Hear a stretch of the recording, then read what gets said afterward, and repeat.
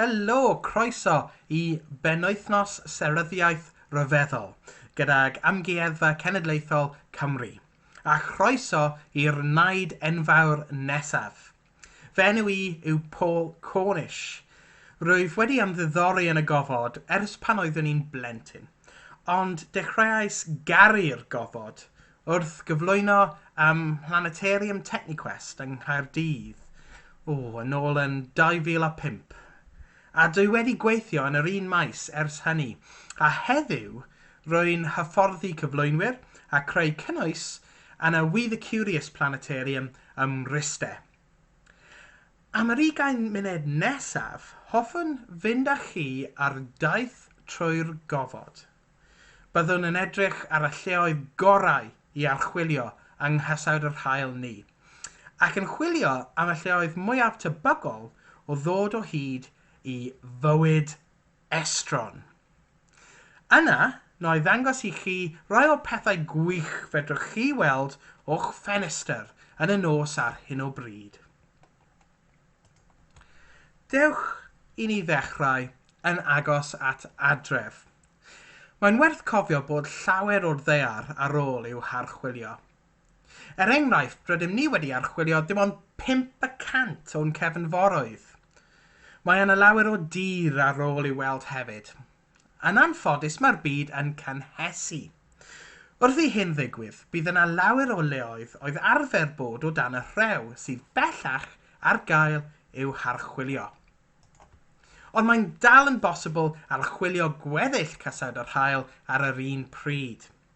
Mae 7 planed I ymchwilio, heb cyfri'r ddaear, yn ogystal â lleiadau a 5 planed gorach y gwyddym amdanynt.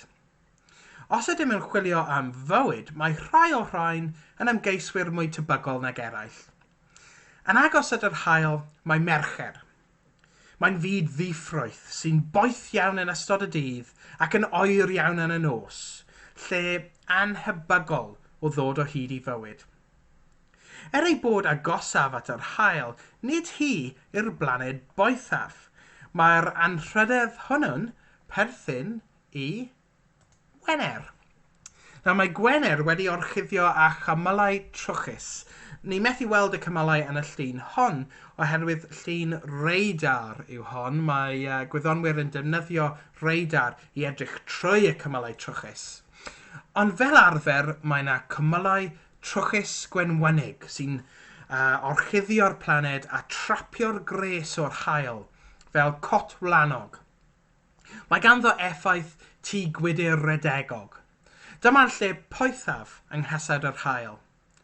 Byddai unrhyw roced sy'n ymweld yn cael ei llethu gan bwysau'r awyrgylch neu ei toddi gan y gres.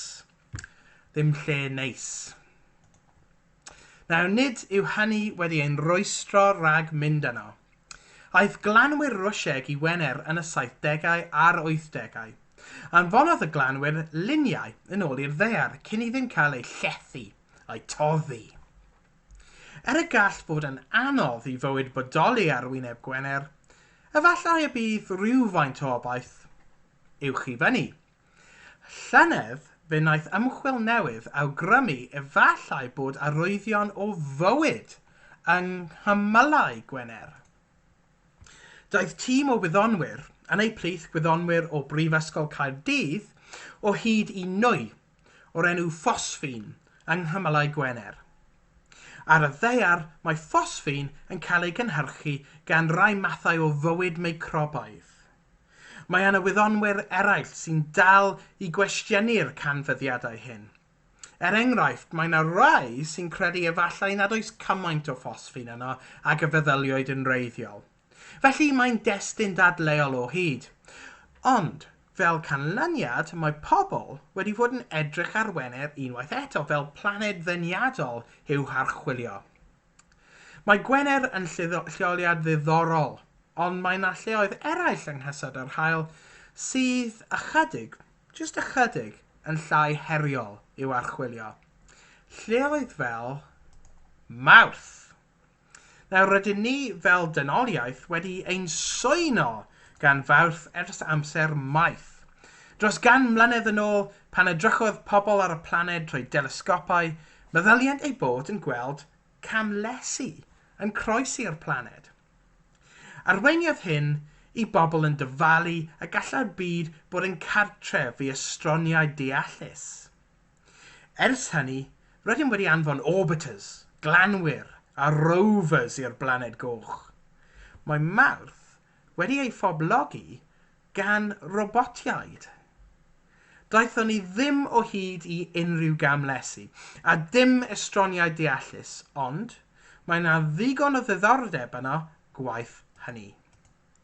Credwn bod biliynau o flynyddoedd yn ôl roedd Mawrth fel y ddaear, wedi ei gorchuddio a dŵr, a allai unwaith wedi bod yn cartref i fywyd. Y rovers yw fy hoff dull o archwilio'r blaned Mawrth. Maen nhw'n ychydig fel ceir tegan rydych chi'n reoli o bell. Glaniodd y rovers cyntaf trwy gael ei bownsio ar draws y planed mewn pêl chwyddadwy. Glaniodd y rover diwedderaf, Perseverance, ar y blaned Mawrth dim ond mis diwethaf. Roedd ganddo dull gwahanol iawn o lanio. A defnyddio craen awyr a pharasiwt.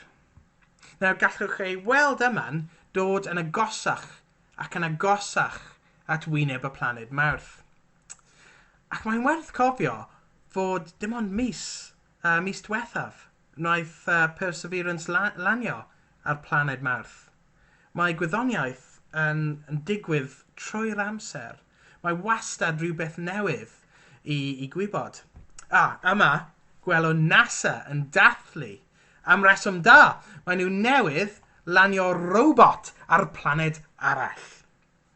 Nawr bydd cenhadaeth Perseverance yn wahanol i'r rovers blaenorol. Hyd yn hyn, mae gwyddonwyr wedi bod yn holi os oedd gan Fawrth yr amodau cywir ar gyfer bywyd ar un adeg.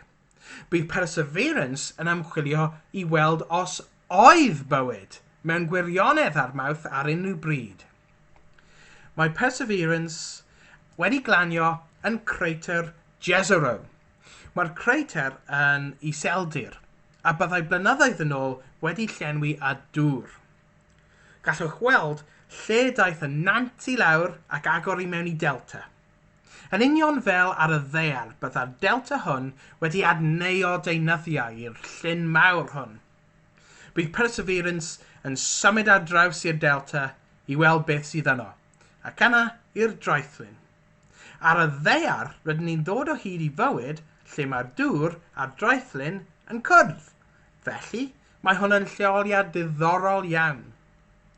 Yna bydd Perseverance yn symud hyd yn oed ymhellach i fyny tuag at y clogwyni. Nawr gwelwn yma iseldiroedd mewn lliw glas a'r ucheldiroedd mewn gwyrdd. Gallwch dychmygu sut olwg fyddai ar hyn biliynau o flynyddoedd yn ôl pan orchuddiwyd yr iseldiroedd a dŵr.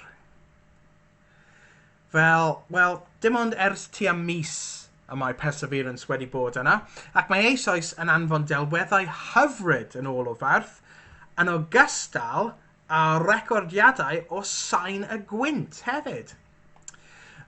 Mor hynod ag y mae'r rovers, nid ydynt yn archwilio mor drylwyr nac mor gyflym ac y byddai bodau dynol. Ond, a yw gyfodwyr go iawn byth yn mynd i ddilyn yn ôl troed Matt Damon a glanio ar y planed Mawrth mewn gwirionedd. Ac os ydynt, pryd y fyddent yn cyrraedd? Mae'r cwmni SpaceX wedi fod yn gweithio'n galed ar y SpaceX Starship, roced y gellir ei hail ddefnyddio. Maent yn bwriadu ei ddefnyddio i fynd â pobl i'r planed Mawrth. Prototype yw hon, roced SN10. Nawr yn anffodus, yn cynharach y mis hwn, ffrwydrodd yr S10 yn fuan ar ôl glanio. Gweithaf y ffrwydrad gallen ystyried yr ymgais yn llwyddiant o hyd. Mae methiant mewn gwyddoniaeth yn parhau fel llwyddiant os ydych yn llwyddo recordio'r data sydd angen arnoch. Bydd Mawrth yn y sefyllfa ddelfrydol i derbyn cenhadaeth o'r ddaear yn ystod 2024 a 2026. Mae'r tîm SpaceX yn anelu at anfon ei Starship i'r blaned coch yn ystod un o'r flynyddoedd yma. Hoffwn nhw'n fawr i fod y bobl gyntaf i gerdded ar Fawrth. Mae gan NASA cynllun gwahanol. Mae nhw'n edrych llawer pellach i'r dyfodol, tu hwnt i'r ras i gyrraedd cyntaf. Maent yn edrych ar sut y gallen sefydlu gwersyll ar y planed Mawrth a sut y gallen paratoi ar gyfer hynny. Mae nhw'n anelu i gael bobl yna o gwmpas y flwyddyn 2035. Ond fel byddech yn dychmygu, mae'n anodd i anfon pobl i Fawrth. Un o'r pethau anodd yw stopio ar ôl i chi gyrraedd. Mae NASA wedi ymchwilio lanio ar un o leiadau'r planed, naill ai Phobos neu Deimos, cyn glanio ar Fawrth ei hun. Mae'n ffordd i arafu trwy dal lleiad Mawrth yn gyntaf ac yna gollwng i'r blaned. Mae yna lawer o bethau i'w ystyried cyn i ni anfon bodau dynol i Fawrth. Mae Mawrth yn fwy diogel na Gwener, ond nid yw hynny'n golygu ei fod yn lle diogel. Ond mae'n cyffrous meddwl efallai y byddwn ni'n gweld pobl ar y planed coch ar ryw adeg yn ystod y 20 nesaf. Esgusodwch fi. Nawr mae yna ddigon o lefydd eraill i ni archwilio yng nghysaudd yr haul. Mae iau allan yna hefyd. Mae'r blaned mwyaf yn ein cysawd yn fyd hynod o ddiddorol.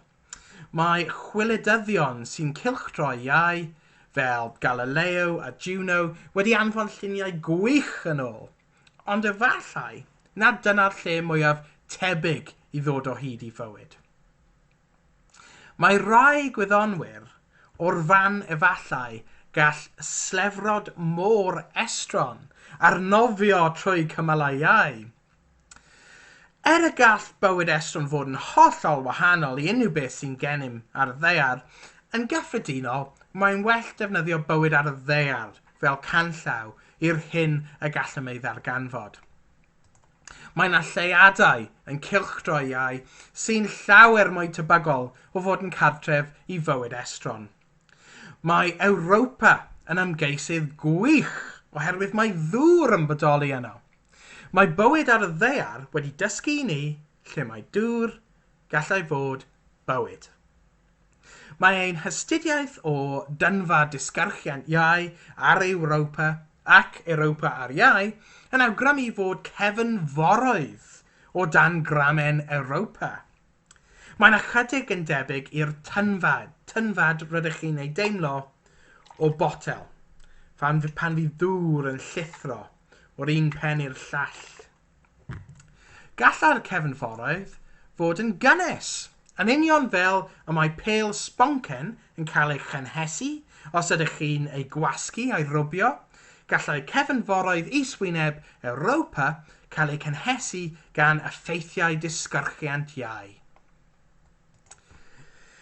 Un diwrnod, efallai gall dyniolaeth ymweld ag Ewropa, ond, fel gyda Mawrth, rydyn ni'n anfon robotiaid yn gyntaf. Mae cenhadaeth yr Ewropa Clipper yn mynd yno yn 2024. Bydd yn cymryd amser, ond ar ôl iddo gyrraedd, byddwn yn gwybod ychydig mwy am yr hyn sydd o dan yr arwyneb. Nesaf yw Sadwrn. Fel iau, mae'n debyg nad oes unrhyw beth yn y cymylau, ond mae'r lleiadau'n ddiddorol iawn. Mae Titan, lleiad fwyaf Sadwrn, yn fyd gwych. Mae'n un o'r unig leiadau yng nghysau'r yr haul sydd ag awyrgylch, a'r unig un ag awyrgylch trwchus. Dyma chwiliedydd Cassini, NASA, ac ar ei ochr isaf mae glanwr asiantaeth ofod Ewrop, Huygens. Yn 2005 glaniodd Huygens ar Titan. Daeth o hyd i lawer o nodweddion a ddarganfuwyd ar y blaned Mawrth, ac sydd i'w ganfod o hyd ar y ddaear. Enghraifft, deltau, afonydd, llynnoedd. Ond mae'r cemeg ar Titan yn wahanol iawn i'r ddaear. Mae'r afonydd a'r llynnoedd wedi gwneud o ethane a methane yn hytrach na dŵr. Ni welai tystiolaeth o fywyd yna, ond mae Titan yn debyg iawn i'r ddaear cyn hanesyddol. Felly gallai ymchwil pellach dysgu mwy i ni am sut y datblygodd bywyd ar y ddaear. Yna, deuon ni i Uranus a Neifion a'i lleiadau. Nid lleoedd sy'n debygol o gynnal bywyd, ond bydoedd diddorol hynny. Enghraifft, mae Uranus yn cylchdroi ar ei ochr, ond mae gan Neifion y cyflymderau gwynt uchaf yn ein cysawd. Os am ni'n bell iawn o'r haul, yn y pen draw cyrraeddwn ni Pluton, un o'r 5 planed gorach yn gwyddon amdanynt, a'r enwocaf o'r 5. Cyrhaeddodd chwiliedydd New Horizons Pluton 5 mlynedd yn ôl. Pan hedfanodd heibio Pluton, gwelodd fynyddoedd a rhewlifoedd. Mae ganddo awyrgylch tenau iawn hefyd. Fe daethon ni o hyd i lawer mwy nag yr oeddwn ni'n disgwyl, a dyna oedd yr achos led cysawd yr haul. Ei bod yn defnyddio seilio ein chwiliad am fywyd estron ar yr hyn yr ydym yn ei wybod am fywyd ddaear, ni allwn ddiystyru darganfod bywyd yn unrhyw le. Oherwydd, mae'r bydysawd yn ein syni yn gyson.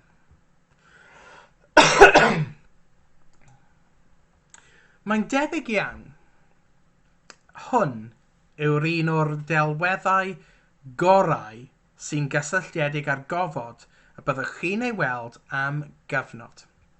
Oherwydd dyma'r delwedd sy'n cynrychioli'r signal radio o chwiliedydd Voyager 1, sydd wedi teithio'n bellach o'r ddaear na unrhyw gwrthrych dynol arall mewn hanes.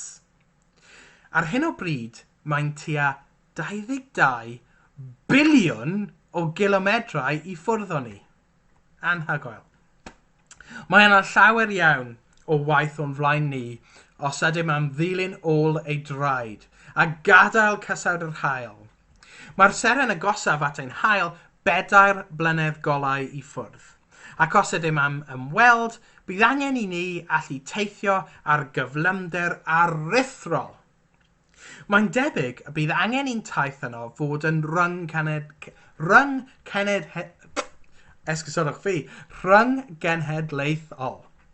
fel yn y ffilm Wall-E. Neu, efallai y byddwn yn gallu defnyddio cryonics, rhewi pobl ac yna'n ei deffro flynyddoedd yn diweddarach.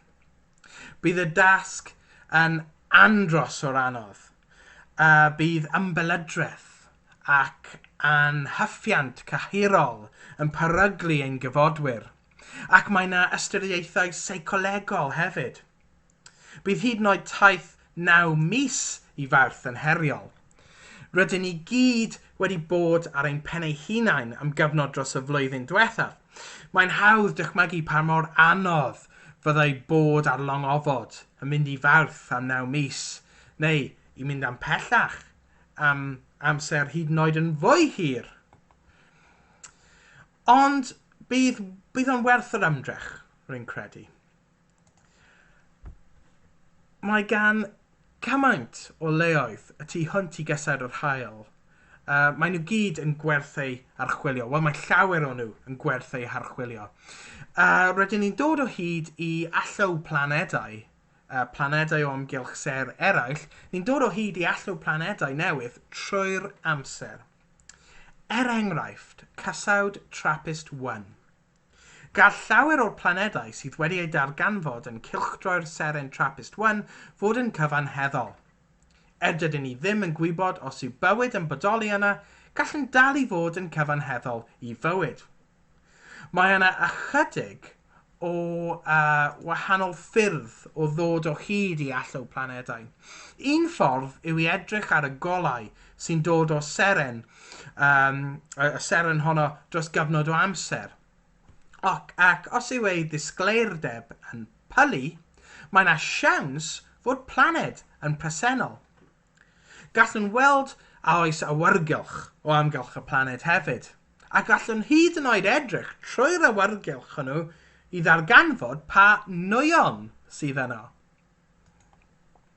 Mae'r llun hwn yn cynrychioli'r holl alw planedau a ddarganfyddwyd. Gallwch weld ein cysawd yng nghanol y llun. Mae gweddill y dotau yn blanedau rydyn ni wedi ei darganfod. Ar y chwith uchaf, mae graddfa'r tymheredd. Wrth i chi fynd ymhellach i lawr tuag at y pen glas, gwelwch chi tymheredd y ddeiar. Dyna'r tymheredd rydyn ni'n chwilio am ar ein alw planedau os ydyn ni eisiau darganfod planedau cyfanheddol. O ran maint, rydyn ni'n chwilio am blanedau rhwng unwaith a tua dwywaith maint y ddeiar.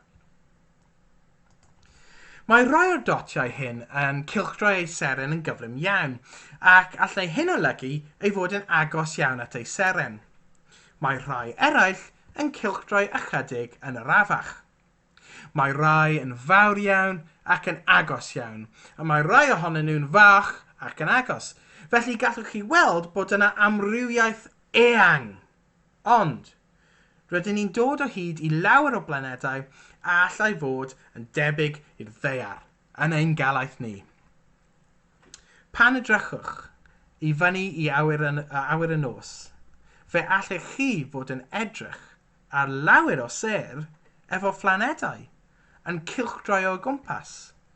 Ac mae yna siawns dda fod rai o'r planedau yna jyst fel y ddeiar.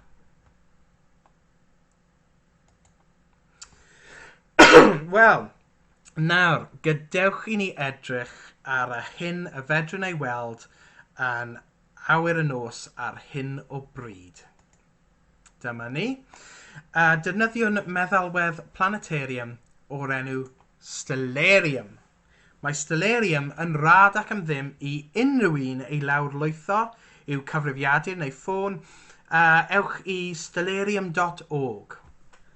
Allai argymell feddalwedd hwn yn enwedig os yw'r awyr go iawn yn rhy gymylog i weld unrhyw beth. Mae yna lawer o apiau seryddiaeth da eraill ar gael hefyd, ond stellarium yw'r un rwy'n hoffi. Dwi wedi gosod yr awyr am heno, tua 8 o'r gloch. Pe baich yn mynd allan tua 8 o'r gloch ac edrych tuag at yr awyr, dyma beth byddwch chi'n ei weld. Gan dybio wrth gwrs nad oedd llawer o lygredd golau, o lampiau stryd a thai, a nid oedd unrhyw gymylau yn y ffordd. Rydw i nawr yn mynd i dangos sut i ddod o hyd i asteriaeth defnyddiol iawn, rai o'r catserau mwyaf diddorol, a hyd yn oed planed. Mae catserau yn batrymau o sedd sydd wedi cael eu henwi'n swyddogol gan yr Undeb Seryddol Ryngwladol. Mae'r patrymau hyn fel map ar gyfer awyr y nos. Mae yna 88 o gatserau yn gorchuddio'r awyr gyfan dros 2 ochr y byd. Mae asturiaethau yn batrymau llai swyddogol yn y ser sydd serch hynny'n hawdd ei gweld a gall ein helpu i leoli ein hun. Y lle gorau i dechrau edrych ar yr awyr y nos, yr ochr hon o'r byd, yw gyda un asteriaeth benodol. Mae'r asteriaeth yma wedi'i gwneud o 7 seren. Nawr rowch ychydig o funudau i llygaid addasu a ddylech ddod o hyd iddo. Mae'n jyst fan hyn. 1, 2, 3, 4, 5, 6, 7. Dyma ni. Dyna'r asteriaeth ni. Nawr, mae ganddo llawer o enwau. Yn yr Unol Daleithiau'r Amerig, mae nhw'n ei alw'n The Big Dipper. Tra yn y Deunas Unedig ac Iwerddon, fe gelwir yr Arydr fel arfer. Yng Nghymru, rydyn ni'n ei alw'n y sosben. Dyna'r pan a dyna'r ddolen. Mae'r sosben yn weddol hawdd i'w weld gan ei fod yn fawr, yn llachar ac yn weladwy trwy gydol o flwyddyn. Ac mae hyn yn ei gwneud yn y lle gorau i dechrau syllu ar y ser.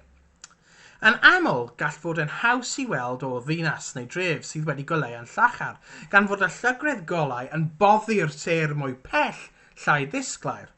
A mae hyn yn wneud i'r asteriaeth hon sefyll allan. Y reswm mae'r sosban mor defnyddiol yw ei bod yn ymddangos o hyd yn agos iawn at seren o'r enw Polaris. Ar ôl i chi ddod o hyd i'r sosban, gallwch ddod o hyd i Polaris trwy dychmygu llinell syth yn dod o'r dwy seren blaen y sosban.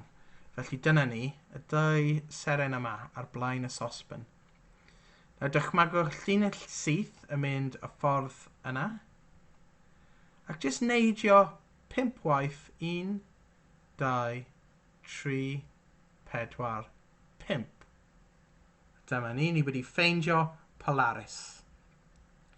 Nawr, trwy gyd ddigwyddiad a lwc, mae Polaris bron yn union uwchben pegwn y ddaear.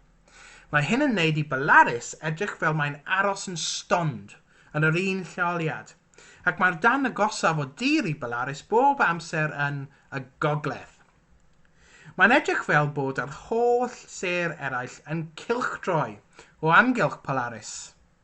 Am y reswm hwn, gelwir Polaris yn seren y gogledd, ac mae forwyr wedi ei ddefnyddio ers talwm i leoli ei hun, ac allwn ni defnyddio heddiw o hyd. Nawr, mi dwedais fod y sosben yn asteriaeth. Wel, efallai nad yw sosben yn gytser go iawn, ond mae'n rhan o batrwm llawer mwy, sydd yn cytser. Mae'r sosben wedi ei wneud o'r ser mwy disglair yng nghytser Ursa Major. Dyma ni. Nawr, mae Ursa Major yn Lladin am arth fawr. A mae Polaris yn tip cymffon cytser arall. Ursa Minor, yr arth fach. Yn ôl mytholeg Roegaidd hynafol, roedd Ursa Major yn nymff coed o'r enw Callisto, a syrthiodd mewn cariad a Zeus, brenin diwiau glod groeg. Roedd gan Zeus fab gyda Callisto o'r enw Arcas. Fuddigiodd hyn Hera, graig Zeus, ac felly trodd Callisto i fewn i arth. Treuliodd Callisto ychydig flynyddoedd nesaf ar ffurf arth. Yn y cyfamser, tyfodd Arcas i fyny, a daeth yn heliwr.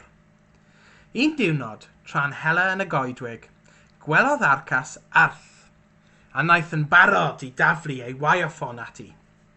Ond ei fam oedd yr arth. Mwyn achub Callisto, trodd Zeus Arcas yn arth, mwyn iddo adnabod ei fam. Yna, cludodd y ddau i'r nefoedd, lle deithant yn Ursa Major ac Ursa Minor. Mae Ursa Major ac Ursa Minor yn ymddangos mor agos at Polaris fel nad ydyn nhw byth yn trochi o dan y gorwel, ac maen nhw'n wastad i'w gweld yn yr awyr y nos, o leiaf i bobl ar hanner gogleddol y byd. Rydym yn galw cytserau fel hyn yn gytserau ambegynol.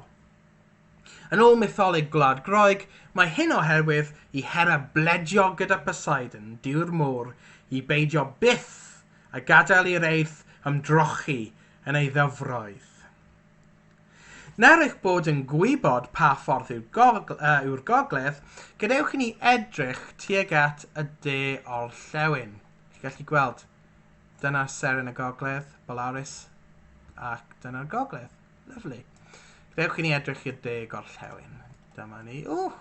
Ddim yn siŵr pan mae y cytser yna i fyny. Ni ddim yn mynd i siarad am monoceros yn anffodus. Rwy'n mynd i dangos i chi cytser sy'n a lot mwy haws i gweld yn yr awyr go iawn. Nawr, ni'n mynd i chwilio am Orion y heliwr.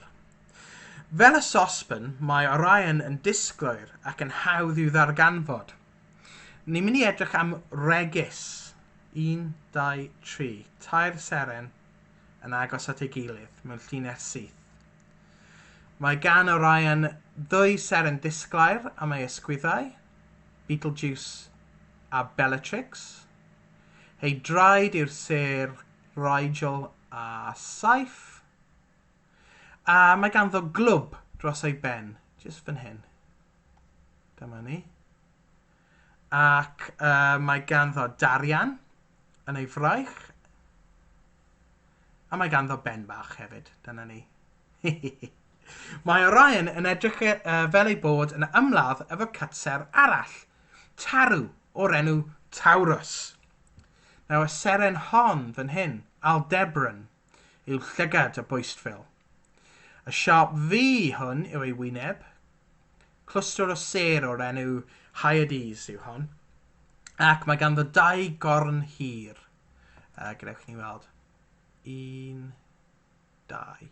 Dau corn hir. 2 goes fach. A cefn fawr. Ac edrychwch ar ei cefn. Chwain. Chwain ar ei gefn. Yn ôl rhan fwyaf o bobl sy'n edrych, gwelir tua 7 o'r chwain hyn, fe gelwyr yn y 7 chwiorydd. Mai ei henw swyddogol yw y Pleiades. Roedd yn arfer cael ei ddefnyddio fel prawf golwg Rufeinig hynafol. Peth byddech chi gallu gweld 7 seren o fewn y 7 chwaer, roedd gennych chi olwg gwych, a gallech chi ymuno ar fyddin Rufeinig. Felly clwstwr o ser yw'r chwain yma, y Pleiades. Nawr, ychydig uwch ben Taurus ar hyn o bryd, mae rhywbeth sy'n edrych fel seren goch llachar. A blaned coch yw hon, Mawrth. A dyna Taurus hefyd. Wel, gallwn honni taw planed yw hon, oherwydd ei bod yn ddisglar iawn ac nid yw o'n gwyncio cymaint ar ser o'i gwmpas. Nid yw planedau'n gwyncio'n fawr oherwydd ei fod yn llawer agosach na'r ser. Nawr, gadewch i ni mynd yn ôl i'r sosban. Dyma ni. Nawr, tro yma, rydyn ni'n mynd trwy'r... Ni'n mynd i dilyn y 2 ser ar blaen y sosban eto. Trwy seren y gogledd i'r siarp W yma. Mae'n edrych fel W. W. Wel, y brenhines Cassiopeia yw hon. Cytser ambegynol arall. Nawr, mae'r cytser nesaf yma, dyw e ddim mor hawdd i ffeindio. Ni'n mynd i defnyddio y pegwn yma o'r W. Jyst dilyn ble mae'n pwyntio. A dyma stymog fenyw. A dyma ei pen. Mae ganddi hi traed. Mae hi'n benyweired ar hyn o bryd. Andromeda yw hon. Andromeda yw ferch Cassiopeia.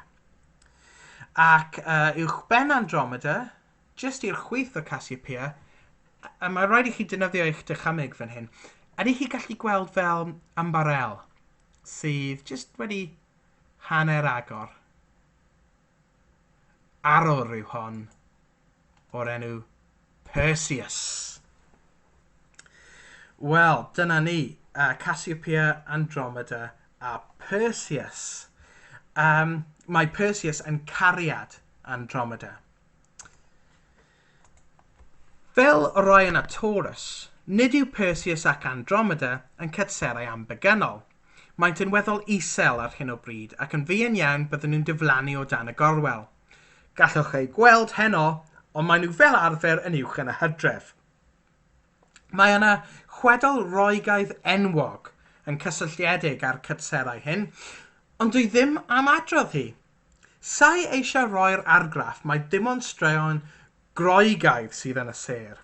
Mae pobl o 4 ban y byd trwy gydol hanes wedi edrych ar yr un ser ac mae gan bob un ohonyn nhw straeon eu hunain. Ysgysodwch fi. Enghraifft, defnyddiodd y Celtiaid yr awyr i ddysgu'r amser gorau i'w llwythau blannu, hela a chyneuafu. Mae'n debygol y byddent wedi cael straeon anhygoel i'w hadrodd am y cytserau.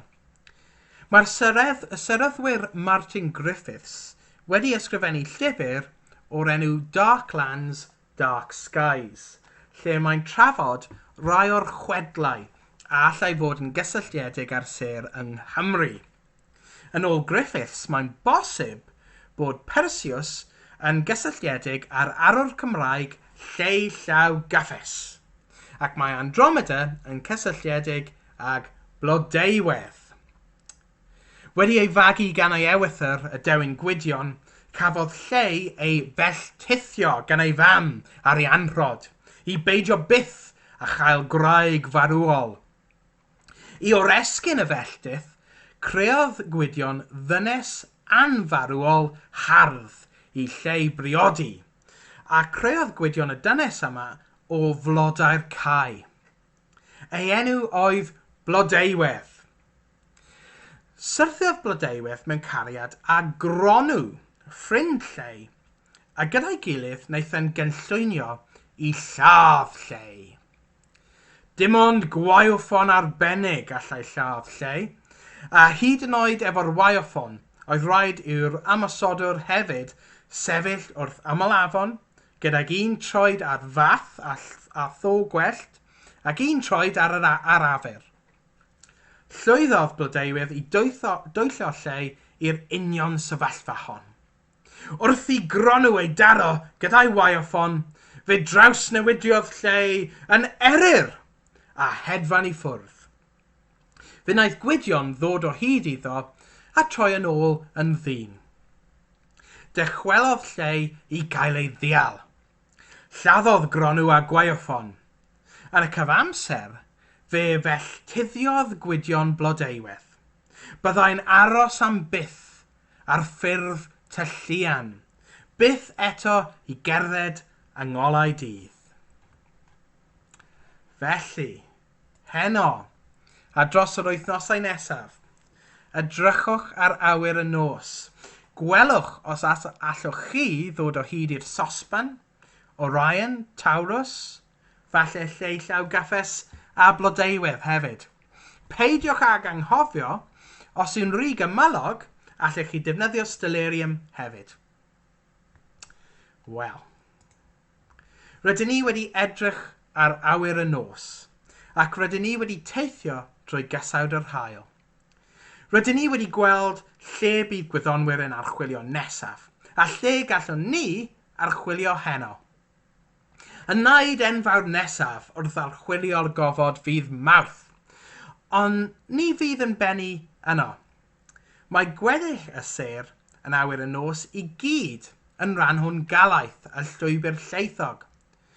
Mae cymaint o lleoedd allan yna sydd dal i'w archwilio a sydd yn werth ei archwilio. Diolch yn fawr am wrando. Ar ôl y sgwrs hon, mi fydd sesiwn holi ag ateb. Felly, gwelwch chi na. Diolch yn fawr.